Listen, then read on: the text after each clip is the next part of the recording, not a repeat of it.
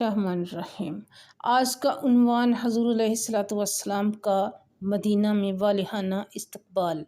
آئیے ادب، محبت اور عقیدت کے ساتھ اس مبارک سفر کو یاد کرتے ہیں جس نے دنیا کی تاریخ کا رخ بدل دیا۔ مدینہ کا وہ تاریخی دن جب آسمان سے بڑھ کر زمین خوش نصیب ہوئی۔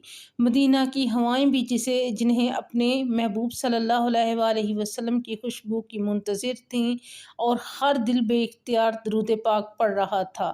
تصور کیجیے ایک ایسا شہر جہاں ہر صبح ایک ہی امید کے ساتھ طلوع ہوتی تھی اور ہر شام ایک ہی انتظار میں ڈھل جاتی ہے۔ ہر دروازے پر نظریں، ہر دل میں دعا اور ہر زبان پر ایک ہی خواہش، کاش آج رسول کریم صلی اللہ علیہ وآلہ وسلم تشریف لے آئیں۔ مدینہ کئی دنوں سے اپنے محبوب صلی اللہ علیہ وآلہ وسلم کے استقبال کا منتظر تھا، لیکن کسی کو معلوم نہیں تھا کہ وہ عظیم لمحہ کس صبح آئے گا۔ اور جب وہ لمحہ آیا، جب رسول اللہ صلی اللہ علیہ وآلہ وسلم مدینہ میں داخل ہوئے، جس خوش نصیب کی نگاہ پہلی بار جمال مصطفیٰ پر پڑی، اس کا دل محبت، شکر اور عقیدت سے بھر گیا، اور آنکھوں سے بے اختیار اشکوں سے نم ہو گئیں۔ تو صرف مدینہ ہی نہیں، تاریخ ہمیشہ کے لیے بدل گئی۔ غار ثور میں 3 دن قیام کے بعد اللہ تعالیٰ کے حکم سے رسول کریم صلی اللہ علیہ وآلہ وسلم نے حضرت ابوبکر صدیق رضی اللہ عنہ کے ساتھ مدینہ کی طرف دوبارہ سفر شروع فرمایا۔ یہ عام سفر نہیں تھا، ہر قدم اللہ تعالیٰ کی حفاظت میں اٹھ رہا تھا۔ راستے دشوار تھے، ریگستان کی تپتی ریت، بلند پہاڑ اور دشمنوں کی مسلسل تلاش، لیکن اللہ تعالیٰ کا وعدہ سچا تھا۔ ادھر مدینہ میں انصار کے دل بے چین اور بے تاب تھے۔ انہیں معلوم ہو چکا تھا کہ اللہ کے آخری رسول صلی اللہ علیہ وآلہ وسلم ہجرت فرما چکے ہیں۔ اسی امید میں ہر صبح مدینہ کے مسلمان شہر سے باہر نکلتے، دور تک پھیلے راستوں کو دیکھتے، شاید آج وہ مبارک قافلہ دکھائی دے جائے۔ کافی دیر انتظار کرتے، لیکن جب سورج کی گرمی ناقابل برداشت ہو جاتی تو مایوس ہو کر واپس اپنے گھروں کو لوٹ جاتے، اور پھر اگلی صبح وہی انتظار، وہی دعائیں، وہی امید۔ یہ منظر کئی دن تک دہرایا جاتا رہا۔ اللہ تعالیٰ نے وہ صبح مقدر فرما دی جس کا انتظار صرف مدینہ ہی نہیں بلکہ تاریخ بھی کر رہی تھی، اور پھر وہ لمحہ آ ہی گیا جس کا ہر دل بے چینی سے انتظار کر رہا تھا۔ اس دن بھی مدینہ کے مسلمان حسب معمول صبح سویرے شہر سے باہر نکلے۔ ہر نگاہ اسی راستے پر جمی ہوئی تھی جس طرف سے رسول اللہ صلی اللہ علیہ وآلہ وسلم کی آمد کی امید تھی۔ وقت گزرتا گیا، سورج بلند ہوتا گیا، اور آخرکار شدید گرمی کے باعث لوگ مایوس ہو کر اپنے گھروں کی طرف واپس لوٹنے لگے، مگر اللہ تعالیٰ نے اپنے محبوب صلی اللہ علیہ وآلہ وسلم کی آمد کی خبر دینے کے لیے ایک ایسا سبب پیدا فرمایا جو ہمیشہ کے لیے تاریخ کا حصہ بن گیا۔ مدینہ کے قریب ایک بلند جگہ پر موجود ایک شخص کی نظر دور سے آتے ہوئے ایک قافلے پر پڑی۔ اس نے غور سے دیکھا اور پھر خوشی سے بلند آواز میں پکار اٹھا، اے مدینہ والو، جن مبارک ہستی کا انتظار ہم سب کر رہے تھے، وہ مبارک دن آ گیا ہے۔ بس پھر کیا تھا! یہ الفاظ سنتے ہی مدینہ کی گلیاں خوشی سے جاگ اٹھیں، خوشی سے جھوم اٹھیں، اور ہر دروازہ کھل گیا۔ مرد و خواتین باہر نکل آئے، اور بچے خوشی سے دوڑنے لگے، اور بزرگ بھی اپنے گھروں سے باہر نکل پڑے۔ ہر شخص کی ایک ہی آرزو تھی کہ صرف ایک بار اپنے محبوب صلی اللہ علیہ وآلہ وسلم کی زیارت نصیب ہو جائے۔ چند ہی لمحوں بعد رسول اللہ صلی اللہ علیہ وآلہ وسلم کا مبارک قافلہ مدینہ کے قریب پہنچ گیا۔ وہ منظر اسلامی تاریخ کے عظیم ترین مناظر میں سے ایک تھا۔ یہ کسی بادشاہ کی آمد نہیں تھی، نہ کسی فاتح لشکر کا استقبال تھا، یہ اس ہستی کا استقبال تھا جسے اللہ تعالیٰ نے تمام جہانوں کے لیے رحمت بنا کر بھیجا تھا۔ مدینہ کی فضائیں محبت، شکر اور خوشی سے بھر چکی تھی، لیکن ابھی ایک اور تاریخی منظر باقی تھا۔ ایسا منظر جس کا فیصلہ نہ کسی انسان نے کیا، نہ ہی کسی قبیلے نے، بلکہ فیصلہ آسمان والے رب نے فرمایا۔ رسول کریم صلی اللہ علیہ وآلہ وسلم مدینہ میں داخل ہوئے۔ محبت کا ایک بے مثال منظر اور سمندر ہر طرف دکھائی دے رہا تھا۔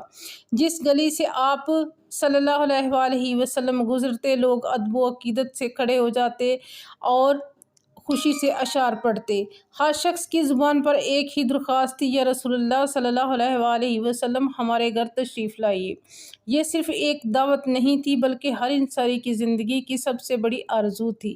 لوگ آگے بڑھتے، قصوہ اونٹنی کی مہار تھامنے کی کوشش کرتے اور نہایت ادب سے عرض کرتے، یا رسول اللہ ہمارے ہاں قیام فرمائیے۔ یہی وہ ادب تھا جس نے صحابہ کرام رضی اللہ عنہم کو دنیا کی بہترین جماعت بنا دیا۔ ان کے نزدیک رسول اللہ صلی اللہ علیہ وآلہ وسلم کی راحت اپنی ہر راحت سے بڑھ کر تھی، لیکن رسول کریم صلی اللہ علیہ وآلہ وسلم مسکراتے ہوئے فرماتے، اسے چھوڑ دو، یہ اللہ کے حکم سے چل رہی ہے۔ یہ الفاظ سن کر سب خاموش ہو جاتے۔ اب کسی کی نظریں رسول اللہ صلی اللہ علیہ وآلہ وسلم پر تھیں اور کسی کی قصوہ اونٹنی پر، کیونکہ سب جانتے تھے کہ اب فیصلہ زمین پر نہیں آسمان میں ہو چکا ہے۔ قصوہ اونٹنی آہستہ آہستہ آگے بڑھتی رہی۔ مدینہ کے لوگ خاموشی سے اس کے پیچھے چلتے رہے، دلوں کی دھڑکنیں تیز تھیں۔ آخر یہ مبارک اونٹنی کہاں رکے گی؟ پھر اچانک قصوہ اونٹنی ایک جگہ آ کر بیٹھ گئی۔ یہ جگہ حضرت ابو ایوب انصاری رضی اللہ عنہ کے گھر کے قریب تھی۔ رسول کریم صلی اللہ علیہ وآلہ وسلم نے وہیں قیام فرمانے کا ارادہ فرمایا۔ حضرت ابو ایوب انصاری رضی اللہ عنہ کی خوشی کی کوئی حد نہ رہی۔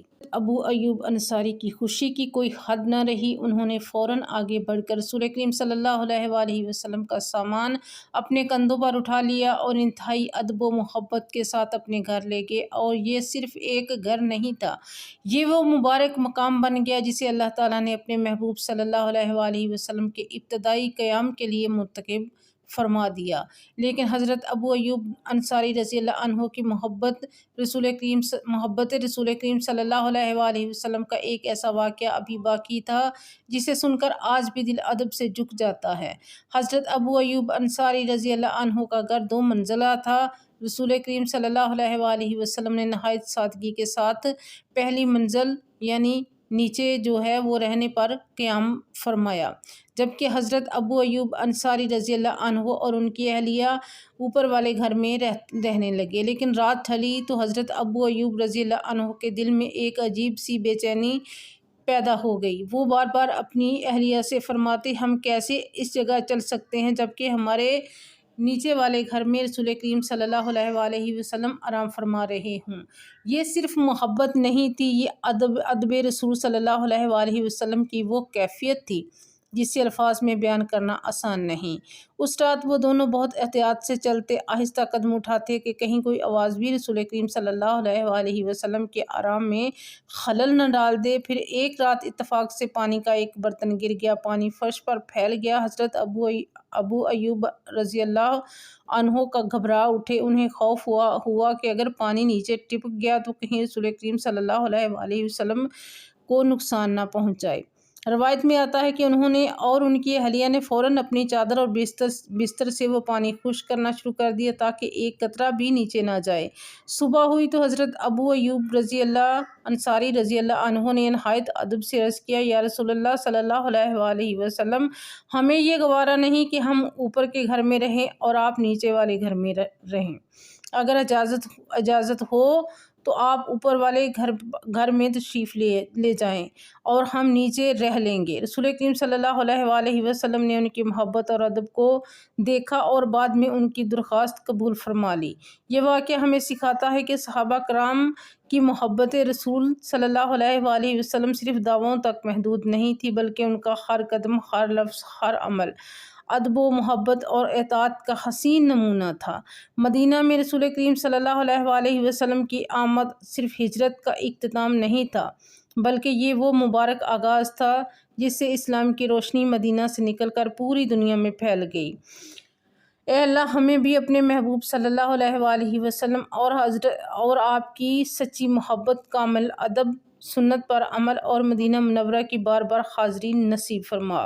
اگر اس مبارک واقعے نے آپ کے دل کو نرم کر دیا ہے تو ابھی درود پاک پڑھیں، سبحان اللہ لکھیں، اور اس مبارک واقعے نے آپ کے دل کو چھوا ہے تو ہمارے چینل کو سبسکرائب کریں اور لائک شیئر ضرور کریں، اور پورے واقعے کا کون سا لمحہ آپ کے دل پر سب سے زیادہ اثر چھوڑ گیا یہ کمنٹ میں ضرور بتائیں۔